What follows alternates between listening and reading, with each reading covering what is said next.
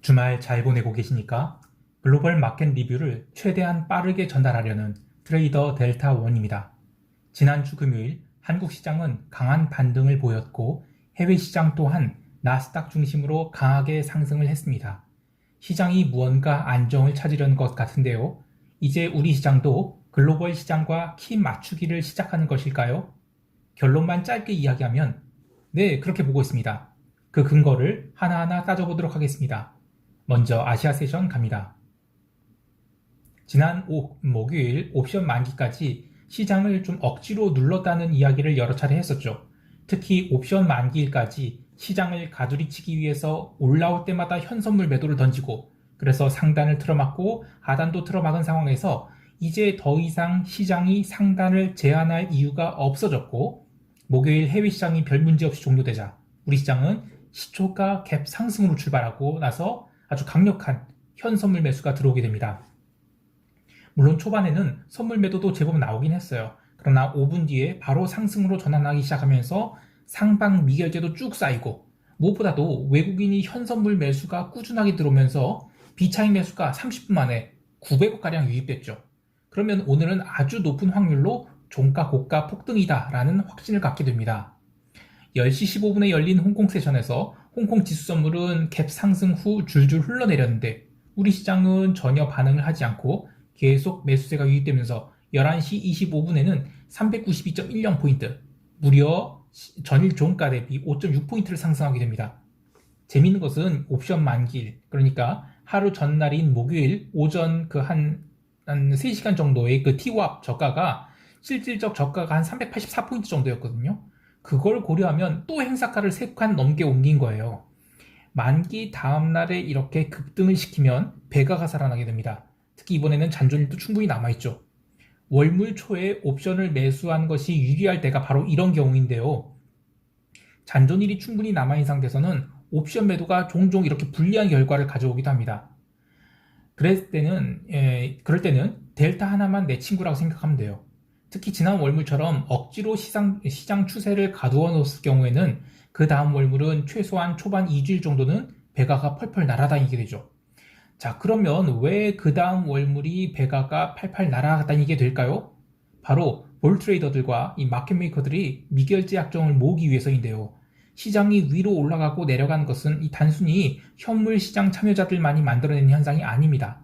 파생 시장이 억지로 붙들어 두거나 지난 월물처럼요. 또는 강하게 끌어올리고 또 내리고 하는데 그런 과정에서 해지 수요가 만들어지거든요. 그렇게 여러 거래자들이 시장 참여를 유발시킨 다음에 미결제 약정을 가운데로 몰아서 터낼 것인지 아니면 한쪽 방향으로 몰아서 터낼 것인지 이런 것들을 결정하는 것이 매 월물 옵션 시장의 흐름인 거예요.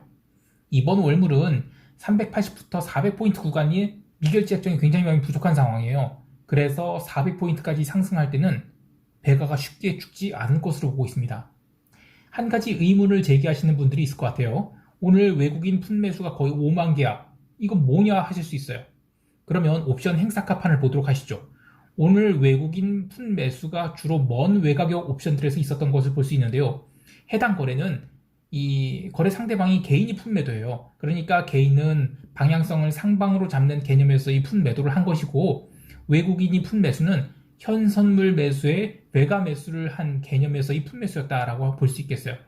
그러니까 월물 초에는 쉽게 배가가 죽지 않기 때문에 델타는 현선물 매수를 해서 상방으로 붙잡아 놓은 상태, 그리고 시장이 급격히 뒤집히든 무슨 이벤트가 일어나서 뒤집히든 또는 계속 추세가 살아나든 배가는 쉽게 죽지 않는다. 그래서 푼 매수를 한 것입니다. 이렇게 시장에 대한 접근 방법이 정말 다양하기 때문에 단순히 오른다, 내린다에 베팅하는 것 혹은 그런 방향성을 맞춘 것은 생각보다는 큰 의미가 없어요. 그러니까 내일 오른다라고 보지만 그걸 콜매수로 먹는 방법과 푼매도로 먹는 방법은 결과도 다를 뿐더러 의도도 다른 거예요.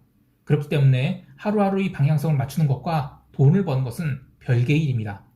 아니 그러면 또 이런 말씀 하실 것 같아요.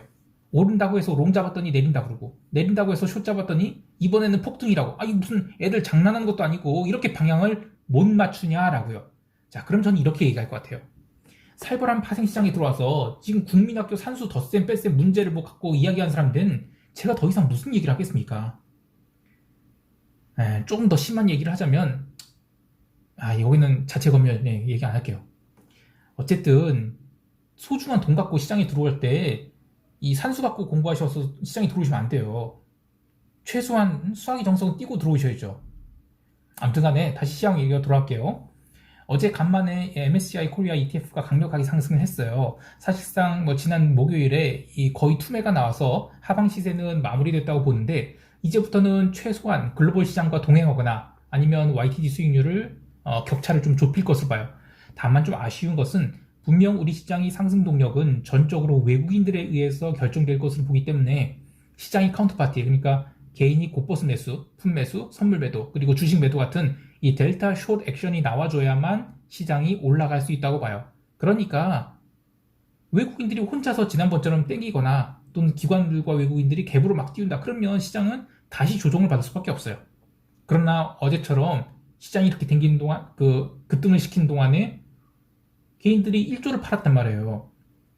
그리고 어제 외국인 현선물 매수가, 특히 비차익 매수가 5천억, 하루에 5천억 들어온 게 얼마만인지 기억이 안 날 정도로 굉장히 강력한 매수가 들어왔는데, 그런데 지수 상승은 생각보다 얼마 안 나왔거든요.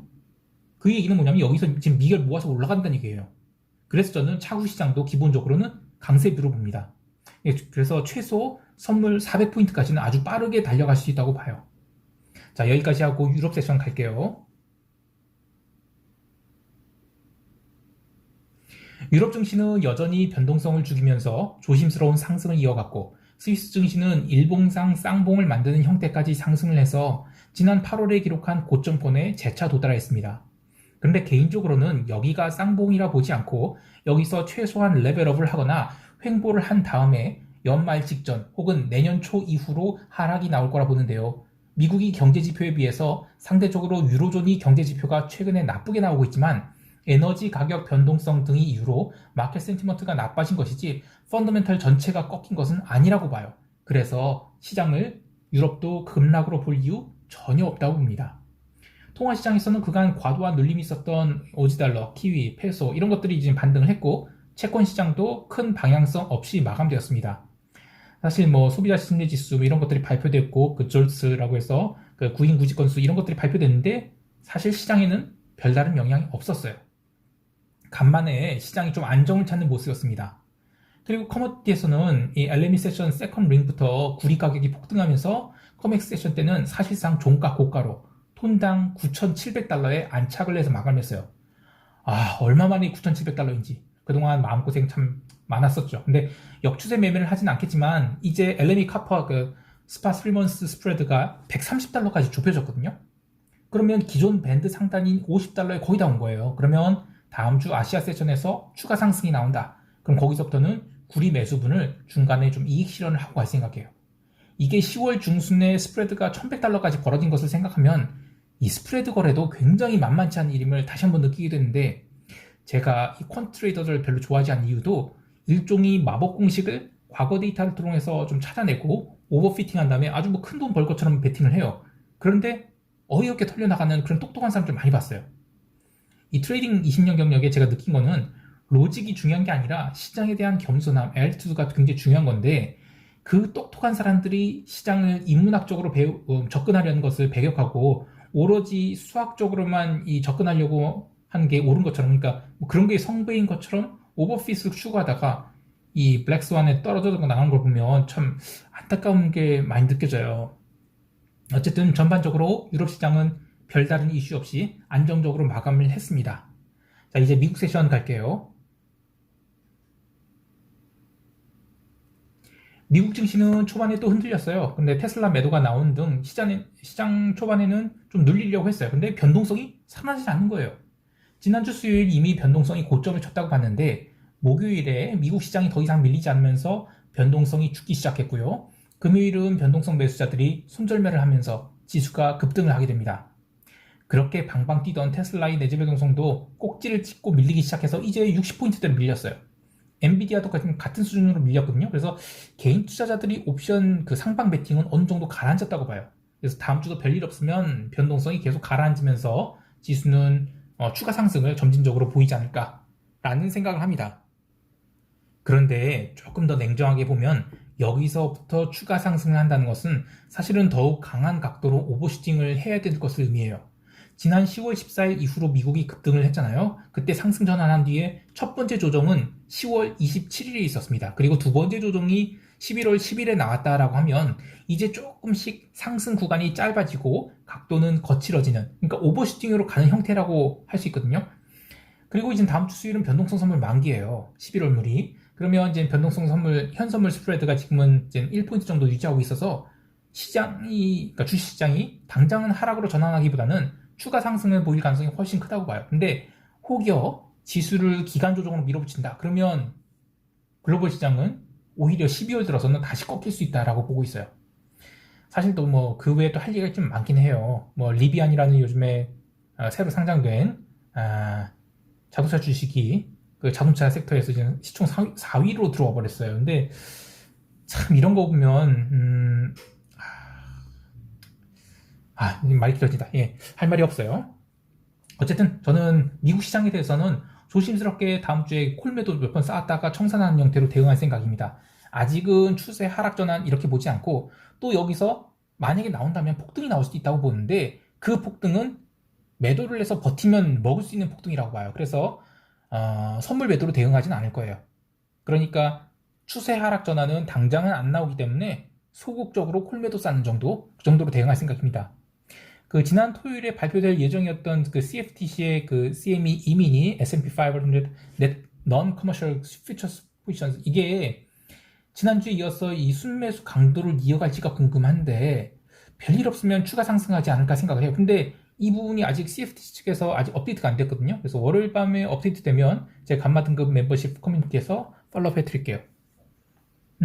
마지막으로 살펴볼 것은 에너지 시장이에요. 어제 나이맥스 천연가스를 포함해서 네덜란드 천연가스 모두 하락을 해서 마감했어요. 유럽 세션에서 에너지 가격이 밀리면서 텍사스 기름은 한때 $80를 깨기도 했는데요. 주말에는 어떻게든 이 $80를 지켜서 마감을 했지만 아직 미국의 SPR, 그러니까 전략 비축유 방출 이슈가 아직 나온 상황이 아니거든요. 그래서 저는 기름이 언더슈팅 아직 안 나왔다고 봐요. 저는 하락 목표 가격을 $77로 보고 있는데 SPR 이슈가 나와서 $77에서 멈추게 된다. 그러면 저는 거기서부터는 또 다른 상승세가 시작될 수 있다고 그렇게 보고 강력하게 기름 매수를 잡을 생각이에요. 물론 지금도 전체 커머디티는 계속 강세로 보고 있어서 기름을 먼저 매도했다가 뭐 $77에서 매수로 뒤집고 이런 거는 안 할 생각입니다. 어쨌든 요지는 에너지 시장이 상승 추세가 끝나지 않았다고 보는 겁니다. 자, 이제 시장 총평하면서 대응 전략 이야기해 볼게요.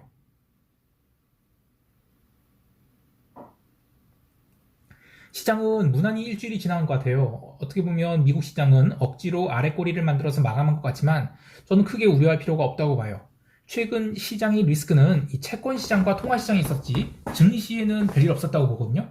그래서 일부 사람들이 그런 리스크가 과연 증시로 전이될 것인 아닌가, 뭐 그러면서 이제 MOV 인덱스, 그러니까 아이스 거래소에 상장된 채권이 변동성 지수에 대해서 막 우려를 표현했어요. 이거 폭등이 뭐 작년에 그 팬데믹 수준까지 올라왔다. 그런데 이거를 증시가 너무 무신경하게 보고 있는 거 아니냐, 이런 얘기가 있었죠. 그런데 저는 금요일날 채권 시장이 안정을 찾았거든요. 그래서 다음 주에는 이 무브 인덱스도 꺾일 수 있다라고 봐요. 그러면 채권 시장이 안정을 찾게 되면 과도하게 언더웨이트 했던 유로화를 비롯해서 이 비달러 바스켓들 이 강세를 보일 수 있다고 보거든요. 그래서 전체 시장도 다음 주는 리스크 온 성향이 강화될 것으로 보고 있습니다. 우리 시장도 마찬가지로 접근하고 있어요. 아직 잔존이 충분히 많이 남아인지라 선물이 400포인트에 도달할 때까지는 계속 롱을 바라볼 계획이에요. 다만 어떤 형태로 롱을 바라볼 것인지는 각자의 선택이 될 것인데 서두에서 언급했듯이 각자의 리스크 선호도가 어떠한지, 그리고 옵션 그릭스 중 나의 편을 누구로 할 것인지를 골라서 좀 대응하는 것에 따라서 손익의 편차가 좀 있을 것 같아요. 그런데 항상 최선의 선택을 하지 못한다 하더라도 불편한 감정을 가질 필요는 없습니다. 그러니까 다음 주에 뭐 선물 매수를 했거나 콜 매수를 했거나 품 매도를 했거나 행사가를 어느 것으로 했거나 모두 다 다른 결과가 나올 거예요. 델타 롱을 바라본다 하더라도요. 그런데 어떤 선택을 했는지 최고의 선택이 아니더라도 불편해하지 말라는 겁니다. 그러니까 뭐 콜 매수가 제일 좋아한데 내가 콜 매수를 못해서, 그럴 필요 없다는 거예요. 다만 늘 이야기하지만 뿌리 깊은 나무는 바람에 안이 흔들리는 것처럼 적절한 리스크를 져야만 실제로 리스크가 나를 위협한다 하더라도 굳건히 설 수 있어요. 그래서 먼 외곽의 콜옵션 매수를 하는 것은 가급적이면 아무리 배가가 내 친구라 하더라도 자제하는 것이 좋겠습니다. 자, 즐거운 저녁 되시고요. 새로운 한 주 시장에서 좋은 성과 거두실 수 있기를 바랍니다. 이상 델타 원이었습니다. 감사합니다. 이건 보너스.